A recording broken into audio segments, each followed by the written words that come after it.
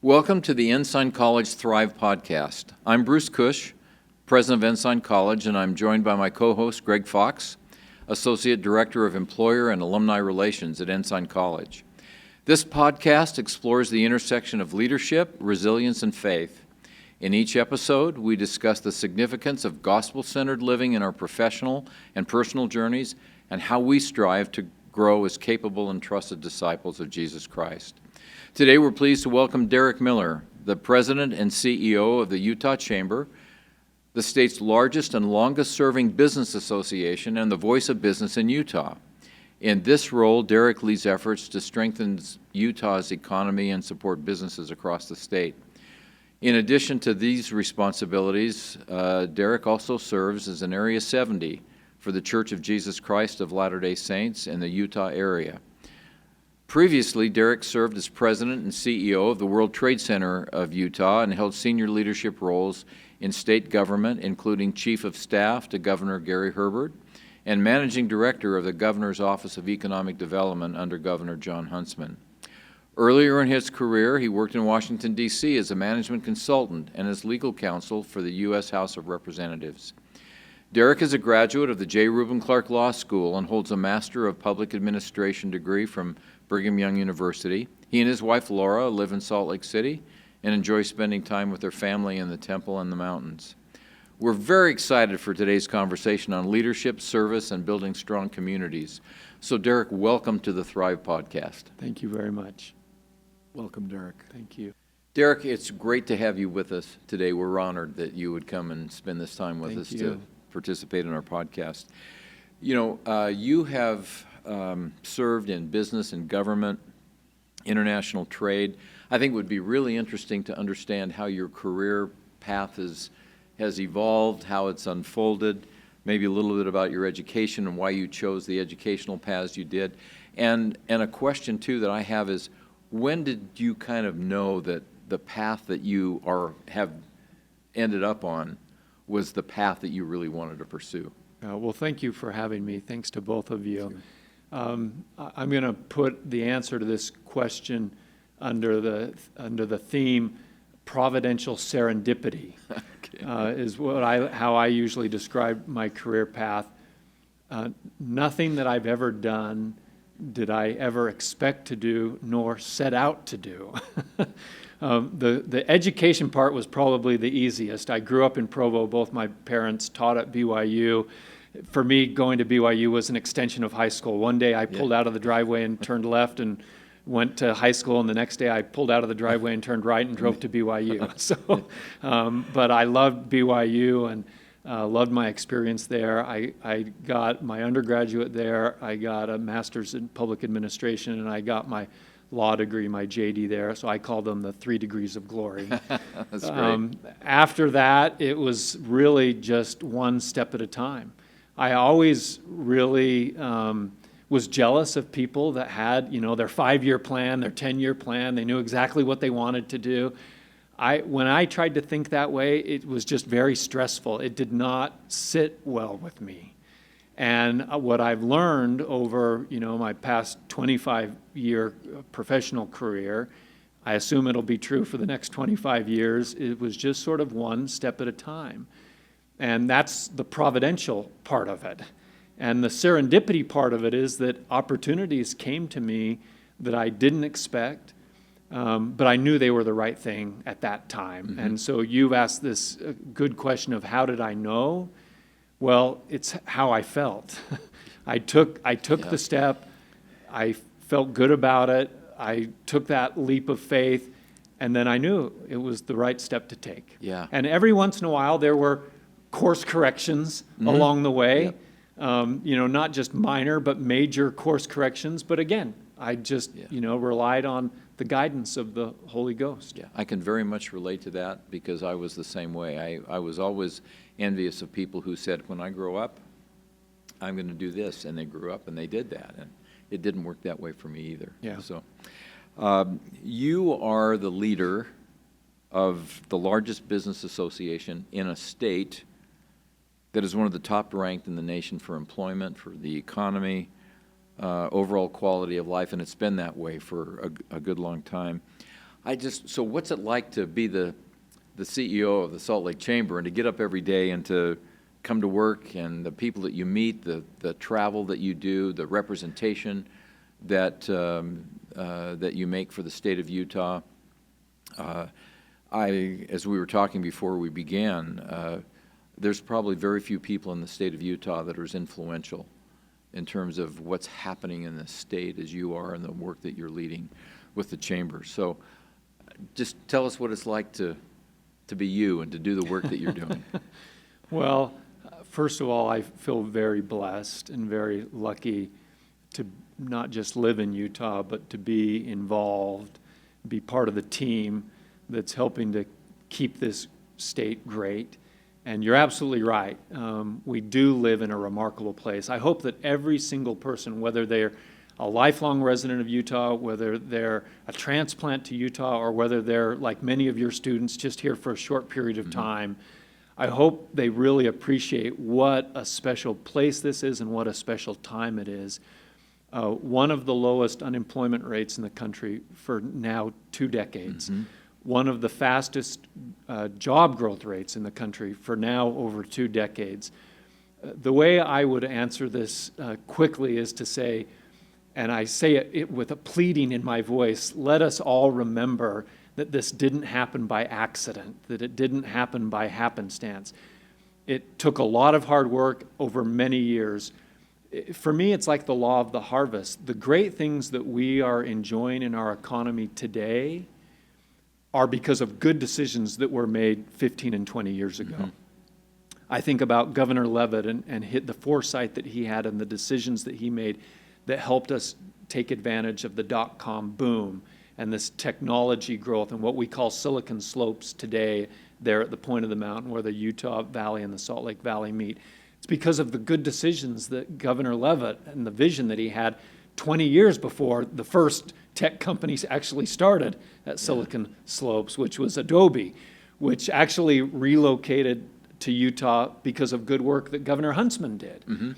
I had the privilege of moving back to my home state 20 years ago when Governor Huntsman was elected to his first term in office, and he made a cornerstone of his economic agenda to recruit these top-name big firms, big companies, Adobe, Procter & Gamble, eBay, Goldman Sachs, the list goes on and on. I mean, I walk downtown Salt Lake City today and I see hundreds of young professionals walking the main street during the lunch hour. This was because of the companies that were recruited because of the vision that Governor Huntsman had. And then, of course, Governor Herbert, who I was blessed to serve as his chief of staff, was just, the workhorse that made it all happen. He just, roll up his sleeves, got his hands dirty. That's not to say that he wasn't visionary. He was. His vision was that Utah would be the best performing economy in the country. When he said it out loud, I was in the room and we had some people who actually kind of laughed, like, really? I mean, the best, let's just try to say we'll be good. Or maybe top 10. But, that was Governor Herbert's vision, and we did it. We did it because of hard work. Yeah. Well, it's remarkable. It really is a remarkable thing. And I'm just about to celebrate my 10th anniversary as a Utah resident. And it wasn't long after we got here that I saw what an amazing place this is for so many reasons. Yeah. Now you asked this question, what do I think about? How do I feel about, being the president of the Chamber of Commerce for the state? I feel the burden of it. And the burden specifically is, well, what are we going to do to keep it going? I hope that people 20 years from now will look back and say, those leaders 20 years ago, they made some really good decisions. They did some really good things so that the folks 20 years from now will enjoy the same prosperity that we're enjoying today. That's great. Derek, Utah's economy is very prosperous, and there's a lot of reasons why that's the case. Collaboration, I think, has played a central role in that economic prosperity. Talk a little bit about how collaboration has been a key part of that prosperity of the state. Collaboration is probably the thing that's the most challenging to measure, but the most important ingredient. We call it our secret sauce. And people who haven't been in Utah, just like President Cush referenced, coming here 10 years ago, when they come here, they see that something's different. But many people who just grew up here and stayed here and worked their whole lives here, that's just what they're used to. They don't see the difference because they have nothing to compare it to.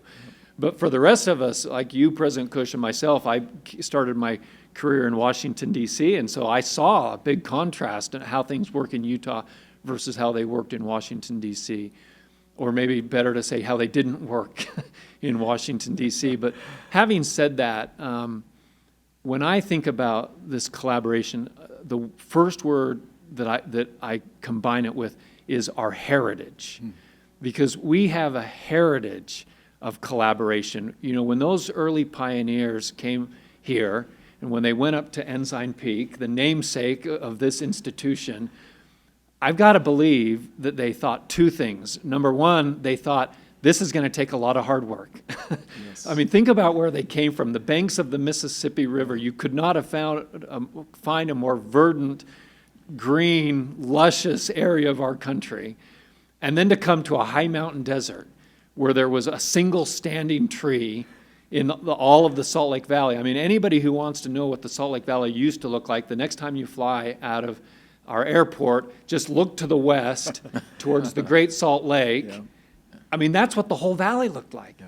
It means every single tree that we enjoy today was planted, was watered, was fertilized, was nourished. So they had to have thought this is going to take a lot of hard work, and it did. And they had to have thought it's going to take a lot of hard work together. This is what makes Utah so unique, because we're a Western state. So we have this history of rugged individualism, but we also have this beautiful combination of community building. Mm-hmm. It makes Utah really unique, where you have rugged individualism meeting community building, and that's, for me, collaboration right there. I love that. That's remarkable. As you think about the Utah economy, where we're at today, what are some key milestones that you see coming that are on the horizon that you're really ambitious and excited about? Yeah. I used to do a lot more public speaking to groups than I do now. Now that I'm at the chamber, I've been there for 7.5 years, we just have enough internal events that I'm speaking a lot. So I don't do as much sort of out and about as I used to do before I came to the chamber. But when I would go out and about, I would talk about these three big things that were happening in Utah. The first one is the Olympics, 2034. So exciting. Yeah.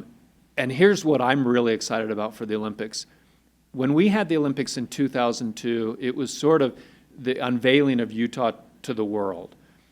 Well, the world knows Utah now because we've been the fastest growing economy for so long.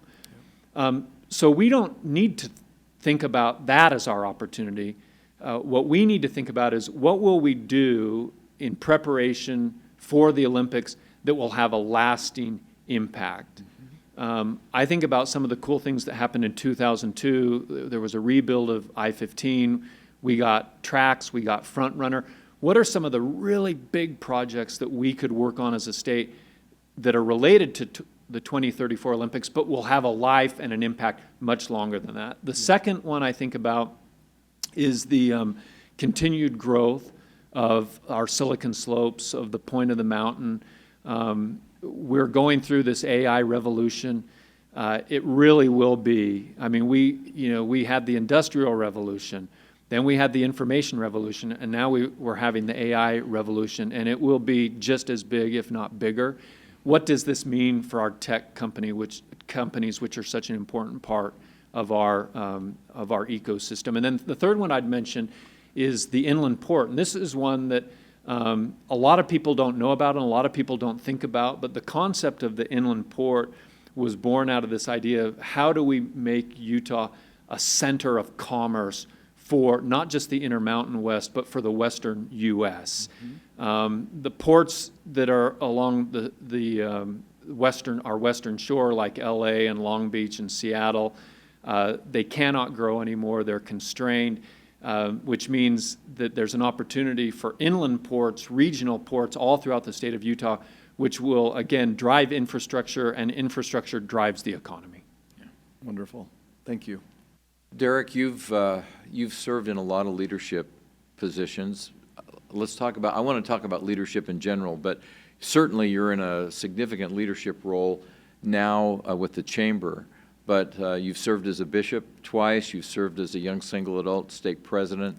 You're now serving as an Area 70 for the Church of Jesus Christ of Latter-day Saints, in addition to your professional responsibilities. But so maybe you could just talk about how you manage, I don't want to use the word balance, but how you manage the demands on your time, both professionally and ecclesiastically.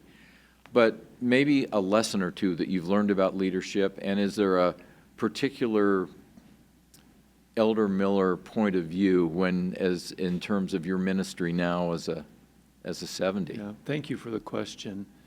I'm glad that you didn't use the word balance. I was in a training meeting with Elder Bednar many years ago when he was first called to the Quorum of the 12, and someone asked a work-life balance question, and Elder Bednar said, "It doesn't exist." And then he used actually a great analogy about the spinning plates. Yes. Yep. And you've probably heard it before, and just said, you got to look at the plate that's wobbling the most. Which plate needs the attention right now, and then get that plate spinning. The way that I think about this the most, and not just think about it, but how I've experienced it, is the parable of the fishes, not the parable, the miracle of the fishes and the loaves. And I have on my desk at work, as well as on my desk at home, a mosaic from the church that was built on the shores of the Sea of Galilee, where that miracle was performed by Jesus Christ. And in that chapel, that's hundreds of years old, they uncovered this mosaic of fish, two fish, one on each side, and then the loaf of bread in the center. The reason I keep that in both of my offices is to remind me that it's real, that it may not add up on paper, whether it's time or whether it's energy or whether it's know-how or whether it's ability or any of those things. But if we make the Lord our partner, He will perform miracles in our lives. And I have experienced those. I've been able to do more than I could have ever done on my own. I've had more time than actually exists in a 24-hour day or in a work week or anything else. And then I'll give you the very practical part of it. You said, what's the Elder Miller rule? No meeting should ever last longer than an hour. There's nothing left to be said or worth saying after an hour. I'm sure that's beloved by the people that you lead. Derek, our students here at Ensign College are pursuing careers, and they're on their career journey. And thinking about what kind of advice would you give our Ensign College students who are interested in careers in business or law or public service? I think this harkens back to what we were talking about earlier, at least in my experience, with one step at a time. Yep. And that providential serendipity. My advice to students is this. I often hear this phrase, pursue your passion. I think there's some truth to that, but it's lacking. What it's lacking is a letter, and the letter is S, and the S belongs at the end of the word passion. And I would change it to pursue your passions. Mm-hmm. It worries me, especially in today's world, where things change so quickly, that anyone would ever say, this is what I'm good at, this is what I know, and this is what I'm going to do for the rest of my life. I mean, It just worries me for them. Yep. Number one, because we all should have multiple experiences throughout our life, and we should have multiple passions. And sometimes the things that are our passions aren't necessarily the things that we ought to be doing for our work. Sometimes it's not positive when those lines get blurred. And I would just say, part of pursuing your passions is being open to the guidance of the Spirit. So, make a decision, move forward. When I served as a stake president in a young single adult stake, the analogy that I would most often use is that game of hot and cold. When you're getting further away from the goal, you're getting colder, you're getting colder. When you're getting close, you're getting warmer, you're getting warmer. This is the way the Spirit works with us. But it only works if we're moving. It doesn't work if we just sit down. And we won't receive the information, we won't receive the revelation we need unless we're moving. And as we pursue our passions and we're moving, little by little, we'll be guided to what the right things are. We're getting warmer, we're getting warmer. I love that. Pursue your passions. I love that. There's skill development, marketable skills are really important. As we meet with employers, we talk to them about what marketable skills are they looking for in our students. What are some of the attributes or skills that you see are essential for the next generation of leaders? I listened to Thomas Friedman speak once, the New York Times columnist. He was here in Salt Lake a few years ago, and he said something that I'll borrow from. He said, my father, Thomas Friedman is probably in his 60s, I would say. He said, my father grew up, his career was in the 40s. He said he had a job with his hands. And he said the jobs then at this time, during this time, they were jobs of the hands. And he said, for me, I was the first, Thomas Friedman said, I was the first in my family to go to university, to get a college degree. Probably many of your students here at Ensign College would fit into that same category. Yes. He said, for me, it was a job of the mind. And then Thomas Friedman said, but I have two daughters that are just starting college right now. And he said, with everything that's changing so quickly in the world, he said, my advice to them, and this is the advice I'm borrowing from him, is you need to have jobs of the heart. So it doesn't mean we shouldn't have skills. We have to have skills. But the tools are changing. I mean, artificial intelligence is changing everything, and so those tools are going to change.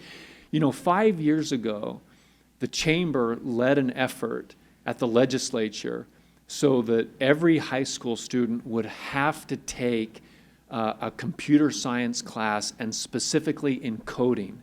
It's probably the dumbest thing we ever did. Think about that, because 5 years later, AI is doing the coding. Yep. Why did we tell them that everyone was going to be coding and that everyone needed to learn how to code? Because we didn't know what was coming.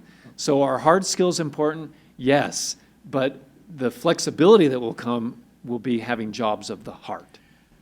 That is a perfect example of the challenge that I think our students have, and that we all have, is that, but particularly for our students, and I tell them often, you're preparing for careers and jobs in industries that haven't even been created yet, or at least aren't on the horizon for us to know about.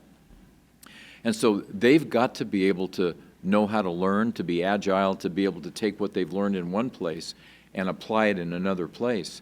But we don't have a crystal ball that says here's exactly what's coming. But we have to be prepared for living in a very ambiguous world. Yeah. And that takes both discipline and flexibility. It takes being disciplined to the principles that you know are true and correct, whether those are gospel principles or just truisms of life, which in my mind are one and the same. Sure. Not all may feel that way, but I believe that. I believe what Nephi taught, that there's no difference between the temporal and the spiritual. It's all in one when you see it clearly. But it also takes being flexible in your tactics and how you approach. And the worst thing we could do is to be flexible in our principles and overly disciplined in our tactics. Right, right. We have to be the opposite of that. Well, Derek, as we wrap things up, I want to just say thank you for what you do, for the work that you do. I think the state of Utah is a better place because of Derek Miller and the work that you lead. If you were to leave our students with just a thought or two about these are the things that matter most, as they're thinking about careers, as they're thinking about families, as they're thinking about their discipleship? What counsel would you offer? Well, let's just build off of this idea of being disciplined where it counts and being flexible where it counts. And I'm thinking specifically about the challenges that your students will face, that not only are they unknown, for us right now, they're unknowable until they reveal themselves. What I love about Ensign College is that there doesn't have to be a distinction between the temporal and the spiritual, that you teach this as a whole. I mean, I was going to say, think about it. You think about it every day, I know. We do. I think about it. I want you to know I think about it, especially for your students and the wonderful young single adults who I used to serve with at the University of Utah when I was the stake president there. And for your students to be in an environment where there doesn't have to be a separation, they can see things as they truly are. They can speak about things as they truly are. And if we're going to see things as they are and speak about them as they are, then the answer to my question has to be that their number one focus be having a personal relationship with the Savior and experience with His atonement. I tell young single adults this all the time, and it's this: we spend too much time, too much energy, too much effort over here trying to solve our own problems. If we would take all that time, all that energy, all that effort, and move it over here into building a personal relationship with Jesus Christ, He will help us with everything over here. But if we're over here operating on our own, and I know what it feels like, it's tiresome, it's troubling, it's burdensome, and at the end of the day, it does not work. But this does. Yeah. Having a relationship with the Savior and having Him yoked with you to take care of all this, that really works in a beautiful way. And I've experienced that too. Perfect. Thank you. Great way to conclude. Derek, thank you so much again for being here. Thank you. Thank you, both. Derek. Joy unspeakable, faith unsinkable.